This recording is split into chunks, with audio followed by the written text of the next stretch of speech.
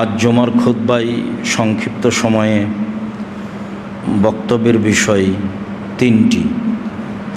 প্রথম আলোচনা হবে ইতিকাফ, পরের আলোচনা হবে লাইলাতুল কদর, পরের আলোচনা হবে যাকাতুল ফিতর ইনশাআল্লাহ।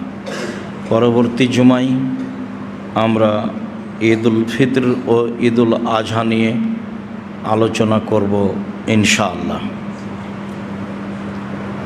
ইতিকাফ শব্দটি আইন কাফা আকফুন থেকে নির্গত হয়েছে, যার অর্থ হলো নিজেকে আটকিয়ে রাখা, বিরত রাখা। শরীয়তের পরিভাষায় রমজানের শেষ দশকে বিশেষ এক পদ্ধতিতে যে ইবাদত করা হয় তার নাম হচ্ছে ইতিকাফ। ইতিকাফের কোনো ফজিলত নেই। ইতিকাফ ফরজ নয়, ওয়াজিবও নয়। বেশি ইবাদত করার আশায় একটি পদ্ধতির নাম ইতিকাফ। ইতিকাফ প্রত্যেককেই করতে হবে বিষয়টি এমন নয়। মহল্লার গ্রামে অন্তত একজনকে ইতিকাফ করতে হবে মর্মে কথাটি মিথ্যা। এমন মনে করলে তা গুনাহ হবে। একটি বেশি ইবাদত করবে তার পদ্ধতিকে ইতিকাফ বলা হয়। রাসূল সাল্লাল্লাহু আলাইহি ওয়াসাল্লাম জীবনে ইতিকাফ করেছেন, তার পরিবারও তার পরবর্তীতে ইতিকাফ করেন। ইতিকাফের পদ্ধতিতে আয়েশা রাদিয়াল্লাহু তাআলা আনহা বলেন, আস-সুন্নাতুল লিল মুতাকিফ, ইতিকাফকারীর জন্য সুন্নাত আল্লাহ ইয়াউদা মারিদান, অসুস্থ ব্যক্তিকে দেখতে যেতে পাবে না। ওয়ালা ইয়াশহাদা জানাজাতান, কোনো জানাজায় উপস্থিত হতে পাবে না। হঠাৎ করে এমন কথা হলো কেন যে কোনো জানাজায় যেতে পাবে না আর অসুস্থ ব্যক্তিকে দেখতে যেতে পাবে না? মানুষের উপরে মানুষের 6টা হক রয়েছে। লিল মুমিন আলাল মুমিন সিত্ত খেসালিন, 6টা কাজ হক রয়েছে যা একজন মানুষ আরেকজন মানুষের জন্য করতেই হবে, জরুরি অধিকার। তার একটা হচ্ছে কোনো ব্যক্তি অসুস্থ হলে তাকে দেখতে যেতে হবে। আপনার কাছে ও এটা অধিকার রাখে যে আপনি দেখতে যাবেন, এটা জরুরি। হ্যাঁ, আল্লাহ তাআলা একটা দয়া রহমত করবেন, যা রাসূল সাল্লাল্লাহু আলাইহি ওয়াসাল্লাম বলেছেন, এটা একটা অতিরিক্ত আল্লাহর পক্ষ থেকে দয়া, বোনাস। তাতে তিনি বলেছেন কোনো ব্যক্তি যদি সকালে কাউকে দেখতে যায়, অসুস্থ ব্যক্তিকে, তাহলে সন্ধ্যা পর্যন্ত 70,000 ফেরেশতা তার জন্য ক্ষমা চাইবে। আর যদি সন্ধ্যায় দেখতে চাই তাহলে সকাল পর্যন্ত 70,000 ফেরেশতা তার জন্য ক্ষমা চাইবে। আপনি যেতে বাধ্য, কিন্তু যেটা হবে সেটা আল্লাহর দয়া।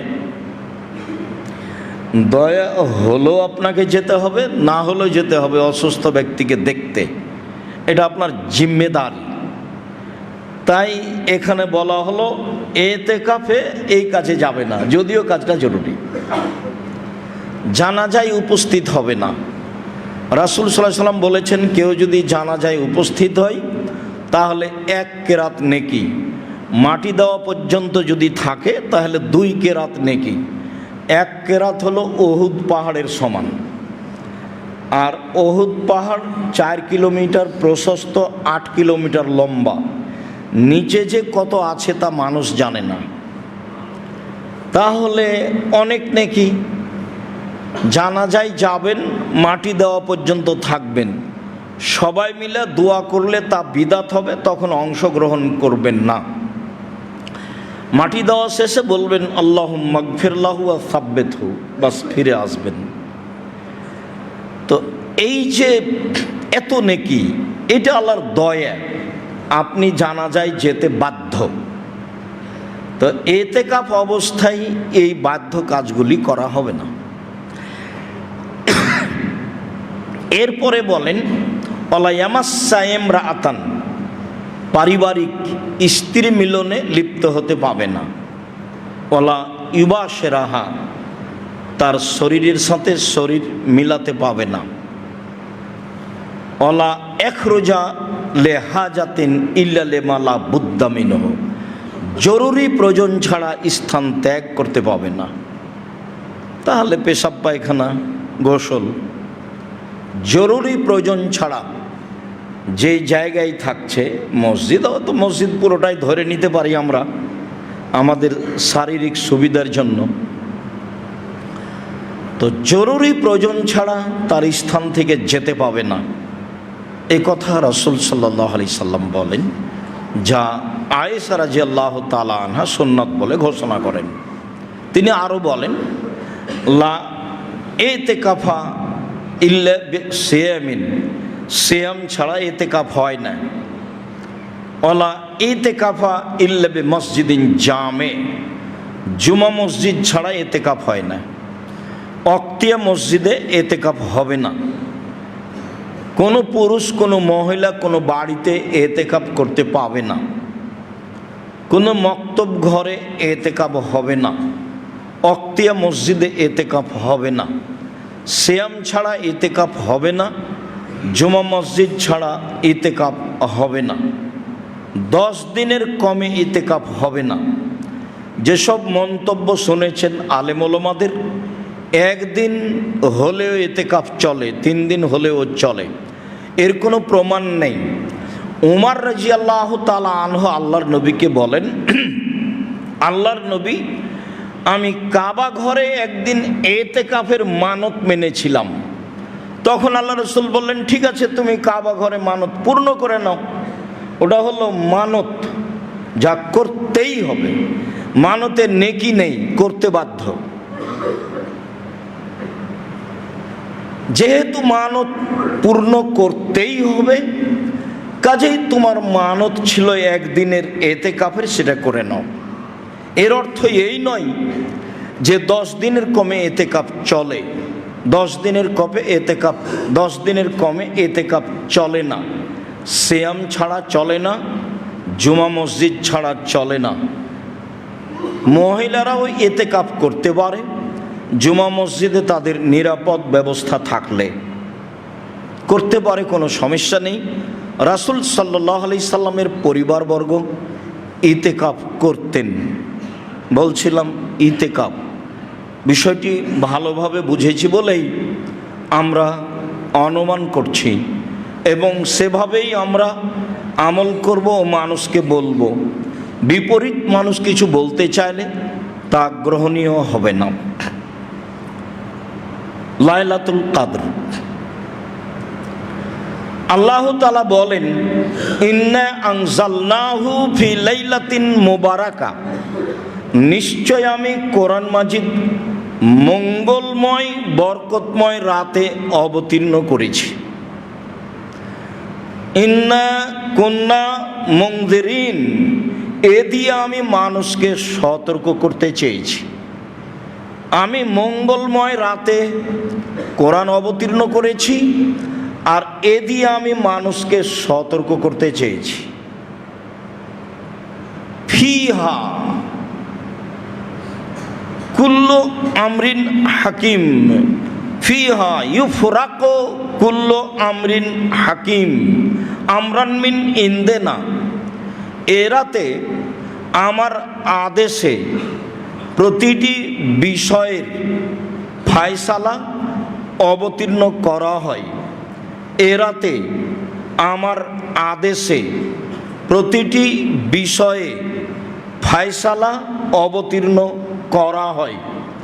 এ রাতে আমার আদেশে প্রতিটি বিষয়ে ফায়সালা অবতীর্ণ করা হয়। আল্লাহ তাআলা সূরা কাদরে বলেন, ইন্না আনজালনাহু ফি লাইলাতুল কদর, নিশ্চয় আমি কোরআন কদরের রাতে অবতীর্ণ করেছি। ওমা আদরাকা মা লাইলাতুল কদর, মুহাম্মদ সাল্লাল্লাহু আলাইহি সাল্লাম আপনি কি বলতে পারেন লাইলাতুল কদর কি, কদরের রাত কি? লাইলাতুল কদরে খায়রুম মিন আলফি শাহর, কদরের রাত 1000 মাসের চেয়ে উত্তম। 1000 মাস ইবাদত করে মানুষ যে ফল ভোগ করবে, কদরের রাতে ইবাদত করলে মানুষ সে ফল ভোগ করবে। এ কথা আল্লাহ তাআলা বলেন। তিনি বলেন, তানাজ্জালুল মালায়েকাতু ফিহা বিইজনি রাব্বিহিম মিন কুল্লি আমর, সে রাতে জিবরাইল আলাইহিস সালাম এবং অসংখ্য ফেরেশতা আল্লাহর আদেশে, তাদের প্রতিপালকের আদেশে প্রতিটি বিষয়ের ফায়সালা নিয়ে অবতীর্ণ হন। সে রাতে, কদরের রাতে জিবরাইল আলাইহিস সালাম এবং আরও অসংখ্য ফেরেশতা আল্লাহর অনুমতিতে, তাদের প্রতিপালকের অনুমতিতে প্রত্যেকটা বিষয়ের চূড়ান্ত ফায়সালা নিয়ে অবতীর্ণ হন। সালামুন হিয়া, রাতটি স্বচ্ছ, পরিষ্কার, মর্যাদাপূর্ণ, শান্তিপূর্ণ থাকে ফজর পর্যন্ত। সালামুন হিয়া হাত্তা মাতলাইল ফজর, ফজর পর্যন্ত রাতটি নিঝুম, শান্তিপূর্ণ থাকে। এ কথা আল্লাহ তাআলা বলেন। আয়েশা রাদিয়াল্লাহু তাআলা আনহা বলেন, রাসূল সাল্লাল্লাহু আলাইহি ওয়াসাল্লাম বলেছেন, তাহাররাউ লাইলাতুল কদরে ফিল বিতরে মিনাল আশরিল আওয়াখিরে মিন রমাদানা, পৃথিবীর মানুষ তোমরা লাইলাতুল কদর রমজানের শেষ দশকে বিজোড় রাতে অন্বেষণ করো। পৃথিবীর মানুষ তোমরা লাইলাতুল কদর রমজানের শেষ দশকে বিজোড় রাতে খুঁজো। বুখারী মুসলিম।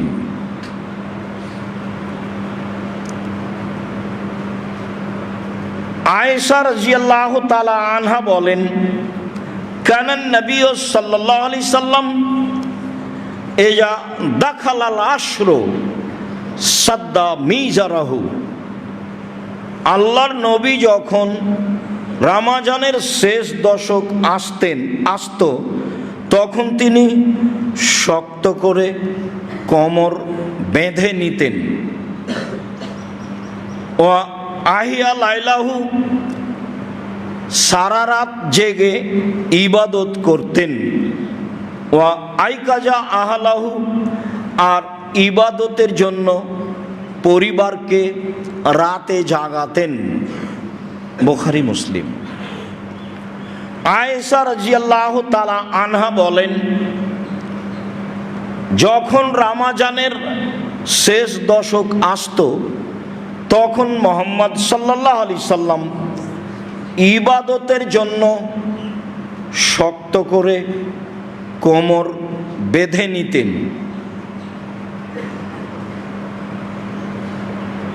সারা রাত ইবাদত করতেন, পরিবারকে ইবাদতের জন্য জাগাতেন। বুখারী মুসলিম। অর্থ কোমর বেঁধে নিতেন বা লুঙ্গি গুটিয়ে নিতেন। যখন কোনো মানুষ শক্ত কোনো কাজ করতে যায়, আমরা চাঁপাইনবাবগঞ্জের মানুষ হিসেবে যা বুঝি, তাতে কোনো শক্ত কাজ করতে গেলে সাধারণত গ্রামের মানুষেরা কোমরে গামছাটা খুব শক্ত করে বাঁধে বা এরকম কিছু বাঁধে। শেষের দশক আসলে তিনি শক্ত করে কোমর বেঁধে নিতেন, লুঙ্গি গুটিয়ে নিতেন। এর অর্থ কি? এর অর্থ পরের দুটি বাক্য, সারা রাত এবাদতের জন্য প্রস্তুতি নিতেন। তিনি সারা রাত এবাদত করতেন এবং পরিবারকে ইবাদতের জন্য জাগাতেন। বুখারী মুসলিম। আয়েশা রাদিয়াল্লাহু তাআলা আনহা বলেন, কুলতু, আমি বললাম, ইয়া রাসূলুল্লাহ, ইন আলিমতু আইয়ু লাইলাতিন লাইলাতুল কদরে মা আকুলু ফিহা। আয়েশা রাদিয়াল্লাহু তাআলা আনহা বলেন, আমি বললাম, হে আল্লাহর রাসূল, আমি যদি বুঝতে পারি লাইলাতুল কদর কোনটি, আমি যদি লাইলাতুল কদর জানতে পারি, তাহলে আমি সেখানে কি বলবো?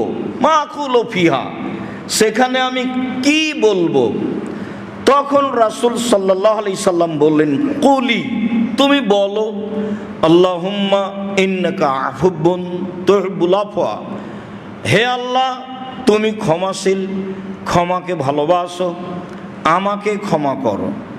তুমি বলবা, আল্লাহুম্মা ইন্নাকা আফুবুন তুহিব্বুল আফওয়া ফাফু আন্নি, হে আল্লাহ, তুমি ক্ষমাশীল, ক্ষমাকে ভালোবাসো, আমাকে ক্ষমা করো।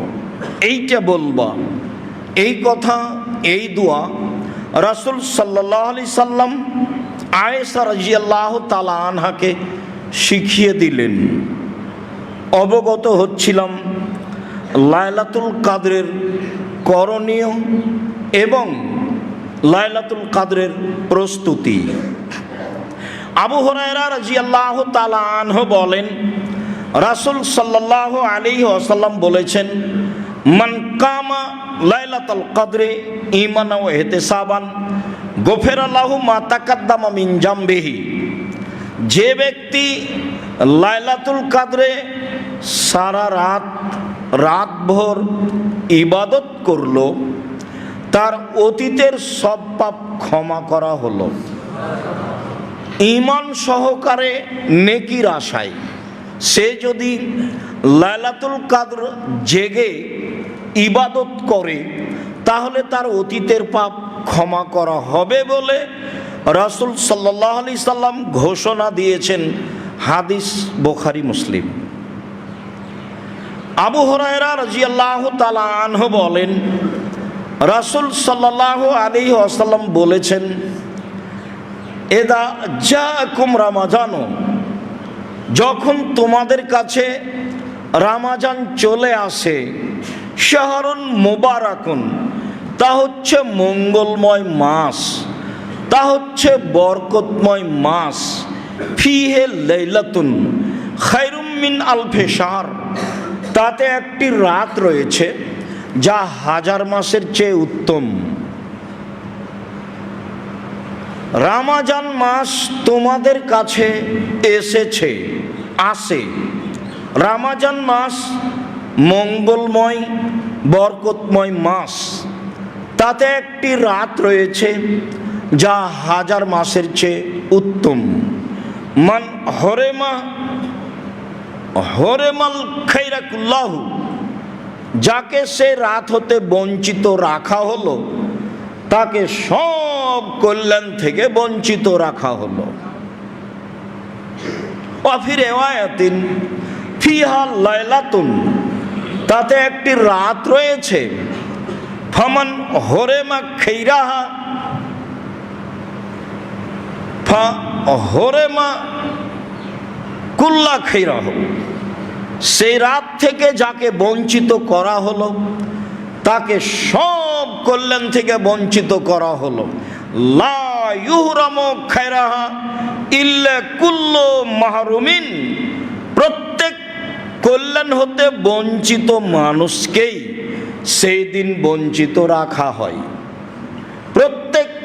দয়া রহমত হতে বঞ্চিত মানুষকেই সেই দিন বঞ্চিত রাখা হয়।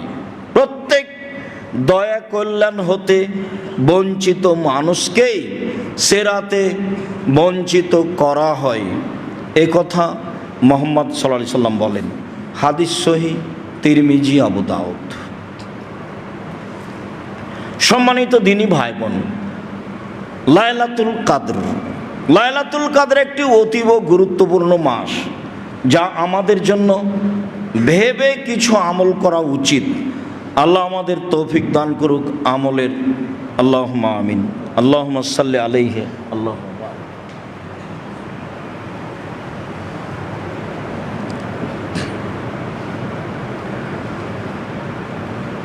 লাইলাতুল কদর।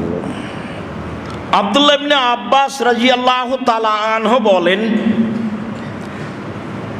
রাসূল সাল্লাল্লাহু আলাইহি সাল্লাম বলেছেন লাইলাতুল কদর সম্পর্কে, লাইলাতুন সামহাতুন,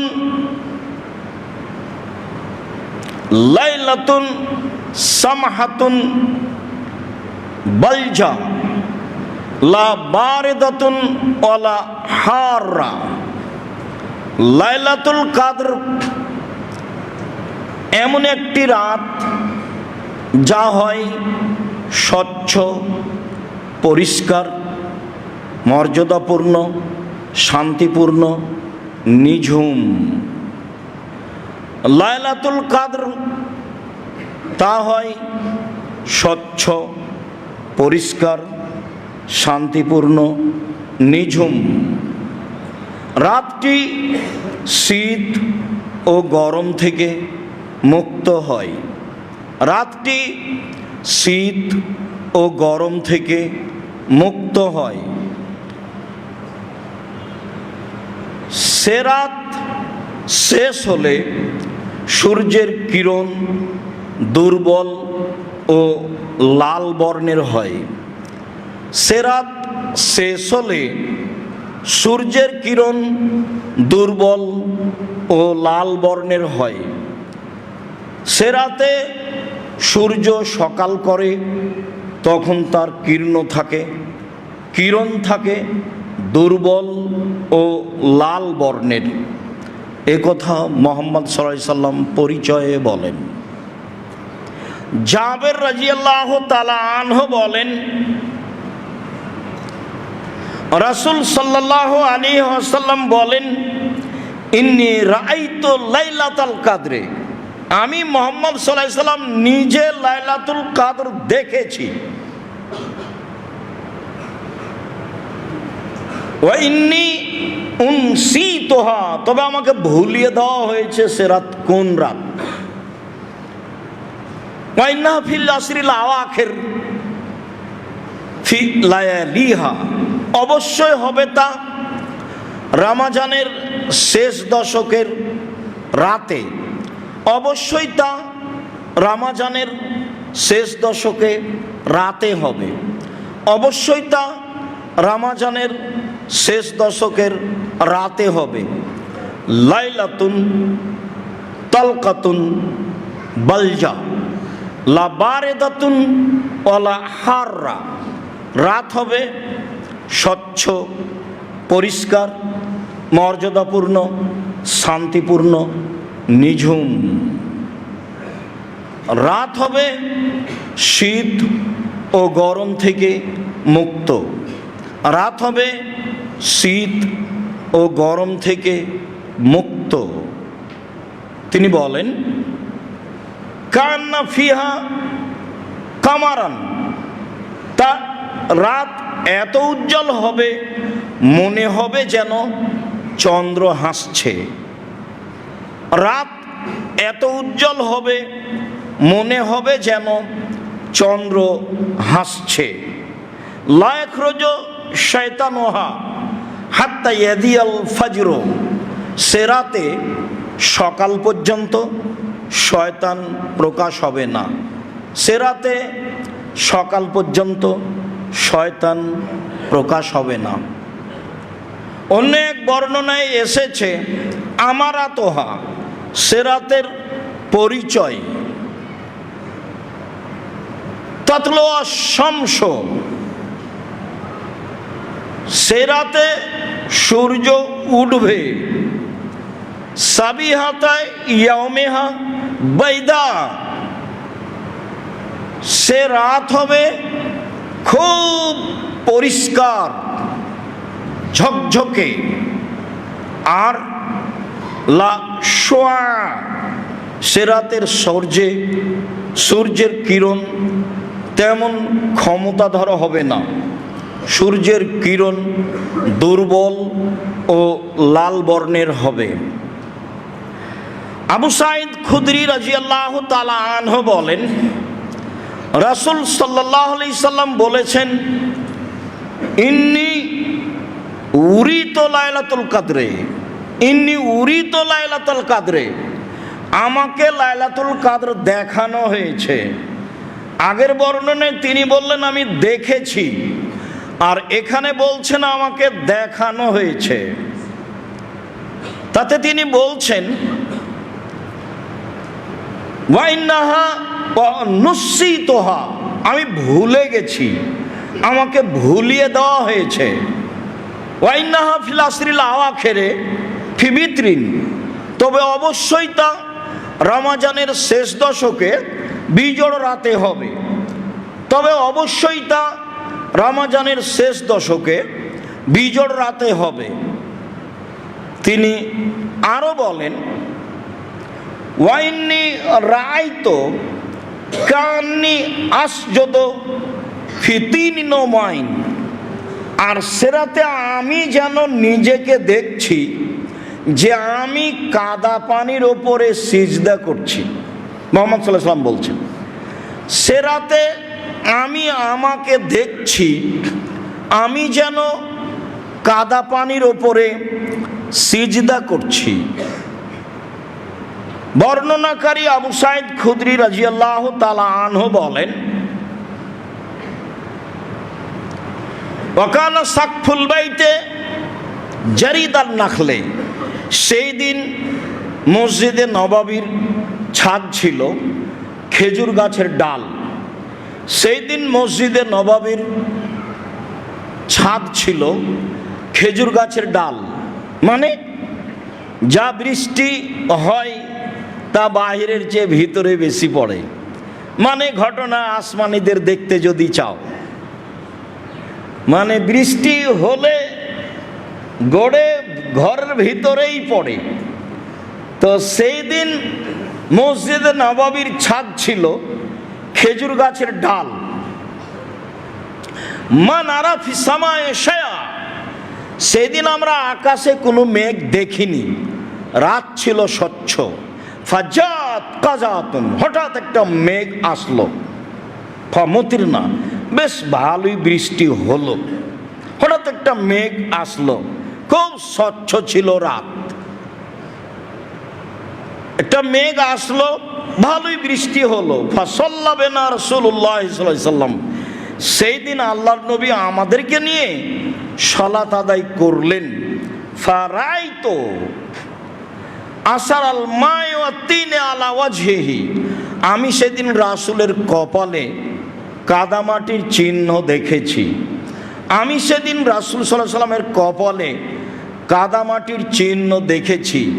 ফি সুবহে ইহদা ওয়া ইশরিন, তা ছিল 21 রাতের সকালে, তা ছিল 21শে রমজানের সকালে, তা ছিল 21শে রমজানের সকালে।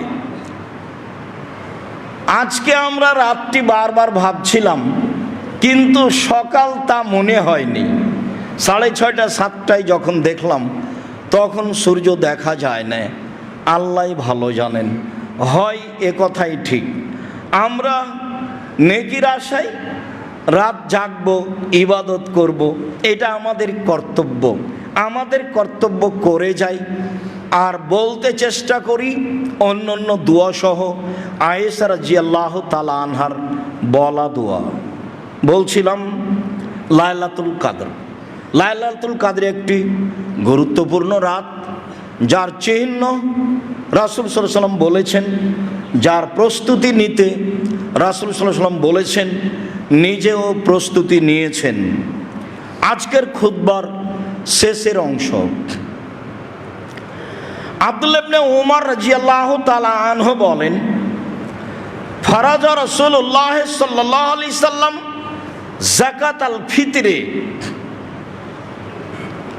সান মিন তামরিন আও সান মিন শাইরিন।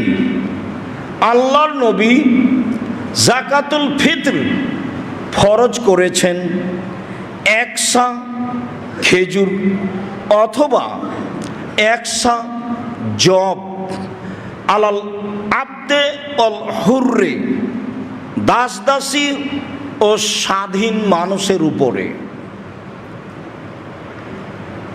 অযাকারে ওয়াল উনসা, মহিলা ও পুরুষের উপরে, অসাগিরে ওয়াল কাবিরে, ছোট ও বড়র উপরে, মিনাল মুসলিমিনা, সকল মুসলমানের পক্ষ হতে।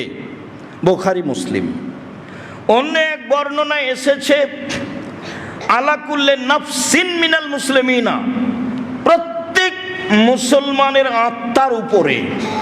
এই জন্যই বিদ্বানগণ বলেছেন ঈদুল ফিতরের রাতে কোনো ছেলে মেয়ে জন্ম নিলেও তার ফিতরা দিতে হবে।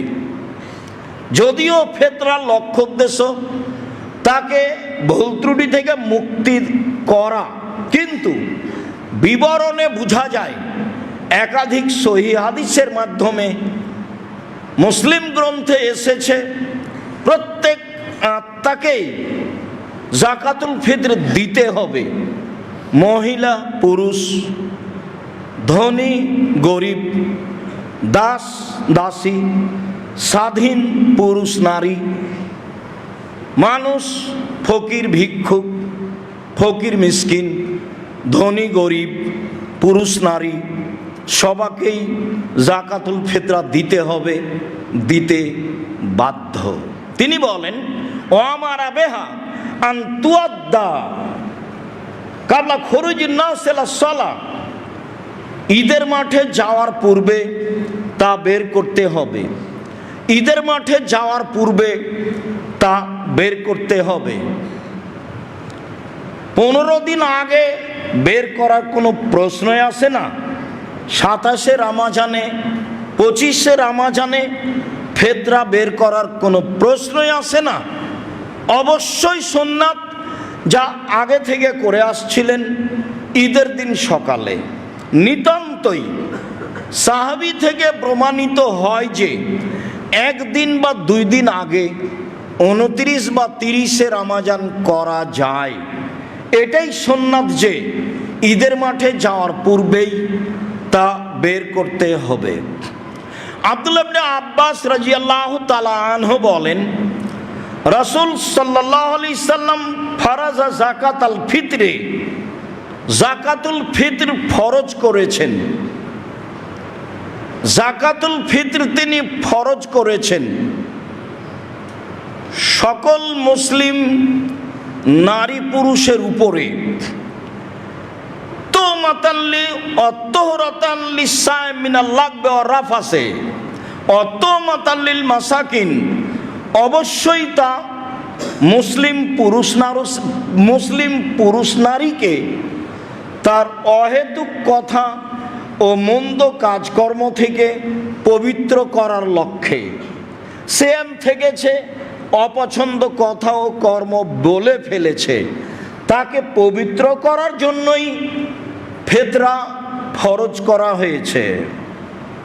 অত মাতাল্লিল মাসাকিন, আর অবশ্যই তা ফকির মিসকিনের খাদ্য হিসাবে ফরজ করা হয়েছে। মর্মে সবাই বলতে চেয়েছে, প্রায় অধিকাংশই বলতে চেয়েছে যে ফিতরা শুধু ফকির মিসকিনকে দিতে হবে। ভারত, বাংলাদেশ, পাকিস্তানের আলেম ওলামা মনে করেন যে ফিতরা যাকাতের মতোই ফকির মিসকিন, বেসরকারি কওমি মাদ্রাসা ফি সাবিলিল্লাহ হিসাবে দিতে হবে। তবে হাদিসে ফকির মিসকিনের কথাই উল্লেখ রয়েছে, আর সেটাই উত্তম হবে। জরুরি কথা, আবু সাঈদ খুদরি রাদিয়াল্লাহু তাআলা আনহু বলেন, কুন্না নুতি যাকাতাল ফিতরে সান মিন তামিন ফি জামানিন নবী সাল্লাল্লাহু আলাইহি সাল্লাম। রাসূলের যুগে আমরা একসা খাদ্য ফেতরা দিতাম। আও সান মিন তামরিন, রাসূলের যুগে আমরা একসা খেজুর ফেতরা দিতাম।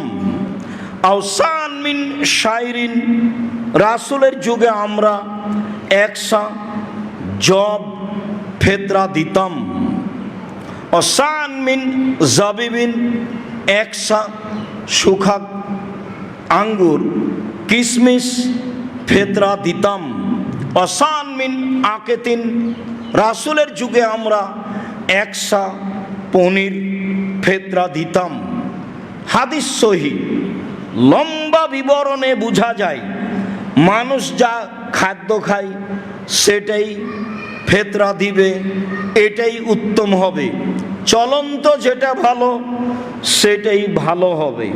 এরপরে তিনি বলছেন ফাম্মা আনা ফালা আজালো কুনতু উখরিজুহু কামা কুনতু উখরিজুহু ফি জামানিন নবী সাল্লাল্লাহু আলাইহি সাল্লাম, আমি সর্বদা একসা বের করব রাসূলের যুগে যা করেছি। আবার বলছেন লা আখরুজু আবাদান ইল্লা সান, আমি একসা ছাড়া ফেতরা বের করব না। আমি সর্বদা রাসূলের যুগে যেভাবে একসা ফেতরা দিতাম সেই একসাই ফেতরা দিব। আমি সর্বদা একসাই ফেতরা দিব। কাল রাজুলুন মিনাল কওমি, জনগণের মধ্য হতে একজন দাঁড়িয়ে বলল আমুদ্দাইনে মিন কামহিন, কেন অর্ধসা গম দিলে হবে না? সোয়া কেজি গম দিলে হবে না কেন? অর্ধসা 2 মুদ অর্ধসা গম দিলে হবে না? কাল আল্লাহ, তিনি বললেন না, হবে না। তিলকা ফেল মুআবিয়া, তা হচ্ছে মুআবিয়ার কর্ম। তিলকা কিমাতু মুআবিয়া, তা হচ্ছে মুআবিয়ার মূল্য নির্ধারণ। লাক বালোহা, আমি কখনো তা গ্রহণ করব না। ওলা ফালোহা, আমি কখনো সে কাজ করব না। এটা মুআবিয়ার মূল্য নির্ধারণ। মুআবিয়ার মূল্য নির্ধারণ আমি কখনো গ্রহণ করব না, কখনো নয়, কোশ্চিন কালেও নয়। ঘটনা কি? আবু সাঈদ খুদরি রাদিয়াল্লাহু তাআলা আনহু বলেন কাদেবা মুআবিয়া মিনাশ শাম, একদা মুআবিয়া রাদিয়াল্লাহু তাআলা আনহু সিরিয়া থেকে আসলেন হাজ্জান মুতামিরান, হজের উদ্দেশ্যে অথবা উমরার উদ্দেশ্যে। ফা কাল্লামান নাসা আলাল মিম্বারে, সেদিন তিনি জুমার খুতবায় জনগণের সামনে বক্তব্য দিলেন। ফাকানা ফিমা কাল্লামা বিহিন নাসা, সেদিন বক্তব্যে তিনি বলেছিলেন মুআবিয়া রাদিয়াল্লাহু তাআলা আনহু সিরিয়া থেকে হজ বা উমরার উদ্দেশ্যে এসে মদিনার মসজিদে বক্তব্য দিলেন। বক্তব্যে তিনি জনগণের সামনে বললেন ইন্নী আরা মুদ্দাইনে মিন কামিহিন মিন সামারাই শাম, আমি মনে করি সিরিয়ার অর্ধসা গম তা দিল সান মিন তামরিন, মদিনার একসা খেজুরের সমতুল্য। আমি মনে করি সিরিয়ার অর্ধসা গম মদিনার একসা খেজুরের সমতুল্য। আমি মনে করি সিরিয়ার গম মদিনার একসা খেজুরের সমতুল্য। ফাখাজান নাসু বিযালিকা, মানুষ এটা মেনে নিল। ঠিক আছে, তাহলে আমরা গম দিলে অর্ধসা দিব। তাই কিছু মানুষ সেই যুগ থেকে আমল করতে লাগলো। তখন আবু সাঈদ খুদরি রাদিয়াল্লাহু তাআলা আনহু বললেন কুনতু আখরুজুহু কামা কুনতু আখরুজুহু ফি জামানি নবী সাল্লাল্লাহু আলাইহি সাল্লাম, আমি রাসূলের যুগে যা করতাম তাই করব, লা আযালু, আমি অবশ্যই সর্বদা এক সাই ফেতরা বের করব, তার চেয়ে কম নয়। আমি মবিয়ার মূল্য হিসাব করব না। সম্মানিত দিনী ভাই বোন, মূল্য হিসাব করে মানুষ সায়ের পরিবর্তে, শস্যের পরিবর্তে টাকা দিচ্ছে। হাদিসে বোঝা যাচ্ছে রাসূল সাল্লাল্লাহু আলাইহি সাল্লামের যুগে শস্য ফেতরা দেওয়া হতো 1 সা 2.5 কেজি শস্য দেওয়া হতো, খাদ্য দেওয়া হতো। অনেক খাদ্যের নাম উল্লেখ হয়েছে, তাতে স্পষ্ট শস্য খাদ্যই প্রমাণ হয়। ধান দেওয়া যায়, তবে তা উত্তম হবে না। গম চাউল সবচেয়ে উত্তম হবে। অন্য খাদ্য দিতে পারেন। মক্কা মদিনা হেজাজের সার পরিমাণ হলো 2.5 কেজি। 1 সা সমান 2.5 কেজি। ইরাকের সা সমান হলো 3.5 কেজি। 3.5 কেজির অর্ধেক হলো 2.25 কেজি। 3.5 সের অর্ধেক হচ্ছে জি 2.25 কেজি। 2.25 কেজির মূল্য হিসাব করে যা হয়, ভারত বাংলাদেশ পাকিস্তানের শতকরা 95 জন মানুষ সেই হিসাবে ফেতরা দিয়ে থাকে, যা আপনারা দেখতে পান। একে তো মুআবিয়া রাদিয়াল্লাহু তাআলা আনহুর হিসাব, আরেকবার ইরাকের হিসাব। সেই কালে আবু সাঈদ খুদরি রাদিয়াল্লাহু তাআলা আনহু মুআবিয়া রাদিয়াল্লাহু তাআলা আনহুর এই মূল্য হিসাবের চূড়ান্ত বিরোধিতা করেছেন এবং শক্ত পদক্ষেপে বলেছেন, কখনো আমি মুআবিয়ার সিদ্ধান্ত গ্রহণ করব না। আমি মূল্য হিসাব করে ফেতরা দিব না। আমি মূল্য হিসাব করে টাকা দিব না। মর্মে আমরা বলে আসছি, বলছি, কিয়ামত পর্যন্ত মূল্য হিসাবে ফেতরা আদায় করলে ফেতরা আদায় হবে না, শস্যই ফেতরা দিতে হবে। এ কথাই ঠিক।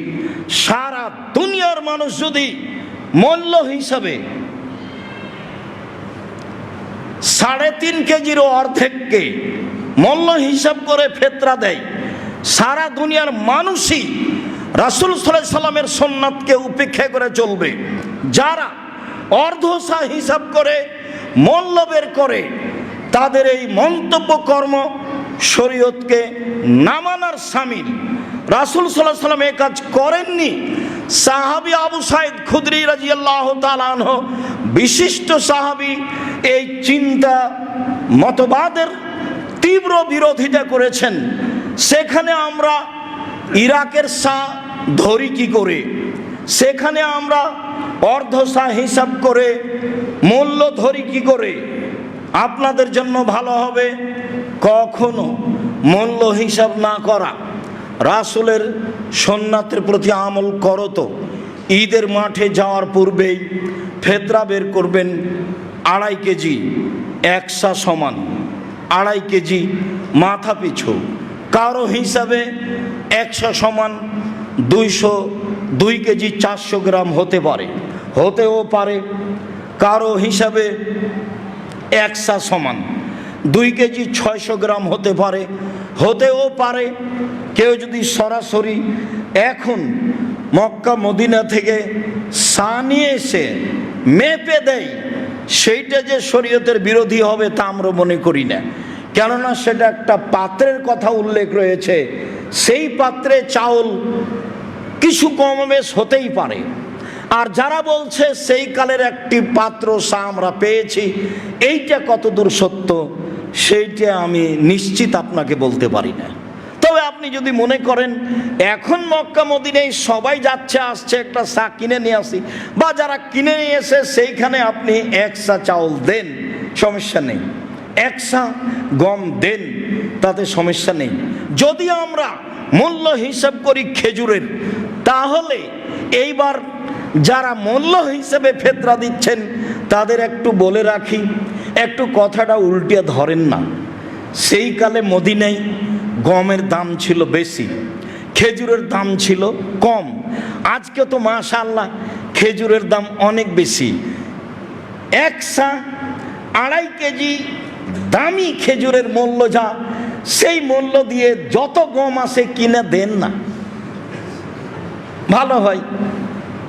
বিপদে পড়িয়েন না। শরীয়ত থেকে একটু এদিক ওদিকে সরে গেলে মিথ্যা কথা দিয়ে ঢাকতে হবে, মন্তব্য দিয়ে ঢাকতে হবে, জাতির কাছে দাঁড়ানো যাবে না। সারা দুনিয়ার দিনী মুসলিম ভাই বোনকে বলি, যেহেতু রাসূল সাল্লাল্লাহু আলাইহি সাল্লামের সিদ্ধান্ত এটাই, এক শস্য হতে হবে, অতএব মানুষের মতামত ত্যাগ করে আল্লাহকে সন্তুষ্ট করার আশায় রাসূলের সুন্নাতকে শক্তভাবে ধরার লক্ষ্যে 1.5 কেজি শস্য, চাউল বা গম ফেতরা হিসাবে দেওয়ার জন্য আমি আব্দুর রাজ্জাক বিন ইউসুফ দেশের দিনী মুসলিম ভাই বোনকে, পৃথিবীর বাঙালি দিনী মুসলিম ভাই বোনকে অনুরোধ জানাচ্ছি। বের করার পরে গ্রাম্য সর্দার যারা, তারা বিক্রি করে কিছু করুক, সেটা তার ব্যাপার, কিন্তু আমি অবশ্যই শস্য বের করব, অবশ্যই তা ঈদের মাঠে যাওয়ার পূর্বে বের করব।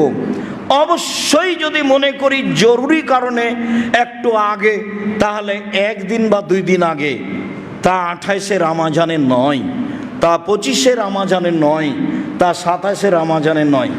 এটা তো যাকাত, এটা হচ্ছে শরীরের সিয়ামের পবিত্রতার জন্য। তা আপনার এখনো তো 15 দিন সিয়াম বাকি আছে, তা আপনি আগেই ফেতরা দিয়ে দিলেন, তো কি পবিত্র করবেন আপনি? ধর্ম পাগল হয়ে গেল নাকি?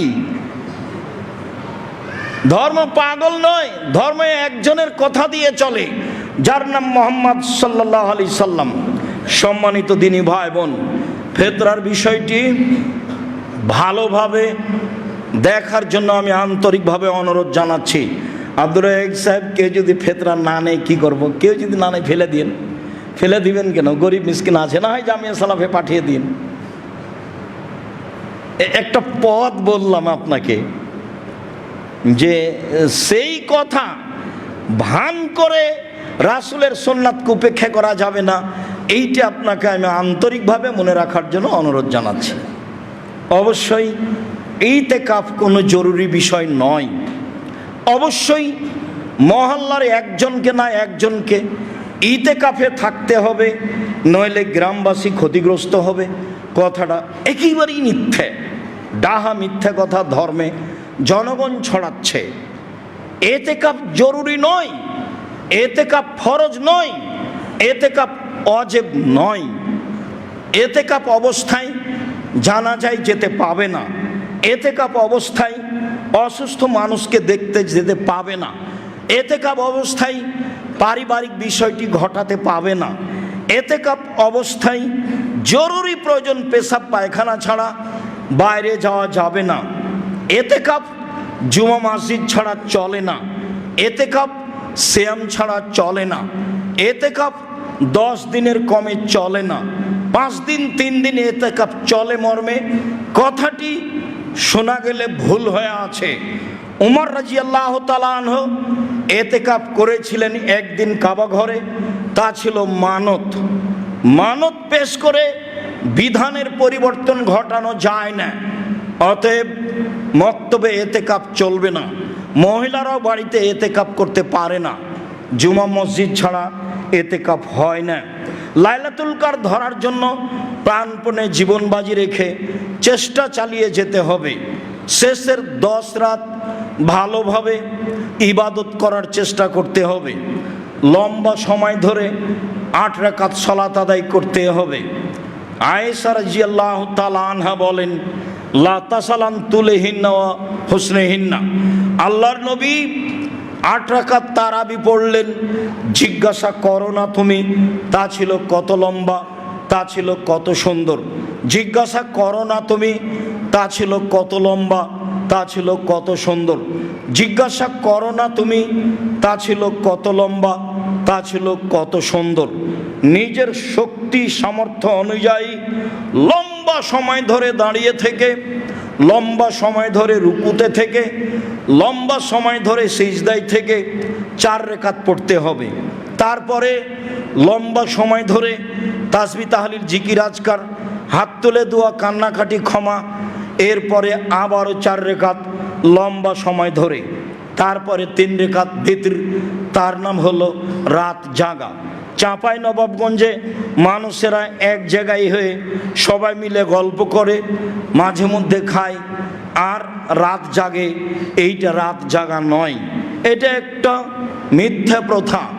ঢাকায় আহলে হাদিস মসজিদে জাগার রাতগুলিতে হুজুরেরা গিয়ে বক্তব্য দেয়, তারা আবার খাওয়ার ব্যবস্থা করে। বক্তব্যের কারণে হুজুরের হাতে টাকা পয়সাও দেওয়া হয়। তারা জাগার নাম দিয়ে সারা রাত বক্তব্য দেয়, মানুষেরা বক্তব্য শোনে, তারপরে ফজরের সালাত আদায় করে বাড়ি চলে যায়। একেবারে নগদ মিথ্যে, একেবারে ডাহা বিদাত। এইসব ইবাদত থেকে বেঁচে থাকতে হবে, সাবধান। রাত জাগার অর্থ এইটা নয়। রাত জাগা লম্বা সময় ধরে এই 8, 3, 11 রেখাত সালাত আদায় করা। 20 রেখাত সালাত আদায় করবেন, ক্লান্ত হবেন, রাইফেলের গুলির মতো সিজদা রুকু করবেন, তাতে আল্লাহকে কতটুকু সন্তুষ্ট করতে পারবেন ভাবা উচিত। আপনি আমার দিনী ভাই, আপনি আমার দিনী বোন, আপনাকে আমি কটাক্ষ করে কিছু বলতে চাইনি, আল্লাহ মাফ করুক। তবে আপনি যেভাবে 20 রেখাত পড়েন তাতে আপনিও জানেন, লোকও জানে আপনার অবস্থা। আবার খতম তারাবি একটা বিদাতি পদ্ধতি। খতমের নামে কোথায় যে পড়লো কোরআন মাজিদ, আর কোথায় যে গেল, আর কত এমামে যে কি করলো তার কোনো হিসাব থাকলো না। সকালে বলল যে তারাবি, খতম তারাবি পড়েছি, এমামকে এত টাকা দিয়েছি। আসলে কি ধর্ম এরকম? জি না। আবারও বলছি, ধর্ম একজন মানুষের কথা দিয়ে চলে, যার নাম মোহাম্মদ সাল্লাল্লাহু আলাইহি সাল্লাম। পৃথিবীর কোনো মানুষ দিয়ে ধর্ম চলে না। আপনি রাসূল সাল্লাল্লাহু আলাইহি সাল্লামের কথাকে প্রাধান্য দেওয়ার চেষ্টা করেন। সম্মানিত দিনী ভাই ও বোন, জামিয়া সালাফিয়া এদেশের সর্ববৃহৎ প্রতিষ্ঠান।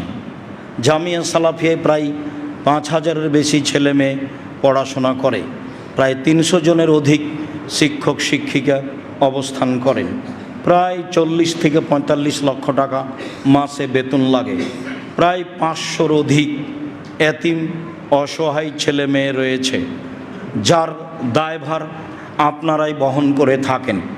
জামিয়া সালাফের একটি বড় শাখা মক্তব, বাংলাদেশে 700-এর বেশি মক্তব চলছে।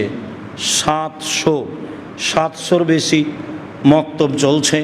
প্রত্যেক দিন বিকাল 3টায় এনটিভিতে মক্তবের প্রতিযোগিতা আপনারা দেখতে পারবেন বা দেখছেন। জামিয়া সালাফের অধীনে অনলাইন আল ইতেসাম টিভি রয়েছে, যাতে আপনারা বিষয়ভিত্তিক বক্তব্য, প্রশ্নের উত্তর অবগত হচ্ছেন। জামিয়া সালাফে আল ইতেসাম পত্রিকা রয়েছে, যাতে আপনারা গুরুত্বপূর্ণ প্রশ্নের উত্তর এবং বিষয়ভিত্তিক আলোচনা শুনছেন। জামিয়া সালাফিয়াতে আপনাদের দিন ধর্মের জন্য সার্বিক ব্যবস্থা রয়েছে। আরও একটার পর একটা পদক্ষেপ নেওয়ার জন্য চেষ্টা চালিয়ে যাচ্ছি। জামিয়া সালাফের পক্ষ থেকে রয়েছে কর্জে হাসানার ব্যবস্থা। জামিয়া সালাফের পক্ষ থেকে নেবরাস ইন্টারন্যাশনাল স্কুল রয়েছে। বাংলাদেশে আরও প্রতিষ্ঠান গড়ব বলে সিদ্ধান্ত নেওয়া হয়েছে। আমি আপনাদেরকে সব কিছুর শেষে এসে বলছি, অবশ্যই একটু মন খুলে জামিয়া সালাফের জন্য দোয়া করবেন। আল্লাহ তুমি জামিয়া সালাফিকে কবুল করো, এইটুকু আমার আপনার উপরে দাবি। এইটুকু আপনি ভুলে যায়েন না। আমিও বলতে ভুল করি না, চেষ্টা করি। আপনি আমার দিনী ভাই বোন হিসাবে আপনাকেও এইটুকু বলার জন্য আন্তরিকভাবে অনুরোধ জানাচ্ছি। জামিয়া সালাফিয়া যেহেতু শিরক মুক্ত প্রতিষ্ঠান, বিদাত মুক্ত প্রতিষ্ঠান, দল মুক্ত প্রতিষ্ঠান, সংগঠন মুক্ত প্রতিষ্ঠান, হিংসা মুক্ত প্রতিষ্ঠান, একেবারে নিঃস্বার্থপর, আল্লাহকে সন্তুষ্ট করার জন্য প্রতিষ্ঠান। এই প্রতিষ্ঠানে আপনি 10 টাকা দিলেও ভালো ফলাফল ভোগ করবেন ইনশাল্লাহ। মর্মে আমি বলেছি, পতিতালয়ের মহিলা যদি কুকুরকে পানি পান করিয়া জান্নাত পেতে পারে, তাহলে জামিয়া সালাফের মতো শিরক বেদাত দলমুক্ত প্রতিষ্ঠানে আল্লাহকে সন্তুষ্ট করার আশায় 10 টাকা দান করলে আপনি জান্নাত পাবেন ইনশাআল্লাহ। মর্মে দৃঢ়তা সহকারে আপনাকে আমি জানাচ্ছি, আপনি আল্লাহকে সন্তুষ্ট করার আশায় আপনার অর্থ সম্পদকে নিরাপদে রাখার উদ্দেশ্যে, জমি জায়গা ছেলে মেয়েকে বিপদমুক্ত রাখার উদ্দেশ্যে, বাপ মায়ের পাপ কবরের শাস্তি বন্ধ হয়ে যাওয়ার উদ্দেশ্যে, আল্লাহকে সন্তুষ্ট করার আশায় দানের হাত প্রশস্ত করবেন। যার বিবরণ একাধিক সময়ে বলেছি, সেগুলো দেখে আমল করার জন্য চেষ্টা করবেন। আল্লাহ আমাদের যারা মারা গেছে তুমি তাদের কবরের শাস্তি মাফ করো। আমরা যারা অসুস্থ তুমি তাদের আরোগ্য দান করো। আমরা যারা বেঁচে আছি তুমি তাদেরকে তোমার রাসূলের পদ্ধতি অনুযায়ী চলার তৌফিক দান করো। রমজান শেষ হতে যাচ্ছে, যথাযথভাবে মূল্যায়ন করার তৌফিক দান করো। দানের হাত প্রশস্ত করো। তো জামিয়া সালাফের জন্য আন্তরিকভাবে দোয়া করার তৌফিক তোমার দরবারে চাচ্ছি। সবাই যেন আমরা জামিয়া সালাফের জন্য দোয়া করতে পারি, নিজের জন্য যেমন দোয়া করি এই তৌফিক তুমি দান করো। তোমার দরবারে এই জোরালো দাবি দোয়া রেখে আজকের জুমার খুতবা এখানে শেষ করলাম। আল্লাহুম্মা সাল্লি আলাইহি, আল্লাহুম্মা বারিক আলাইহি।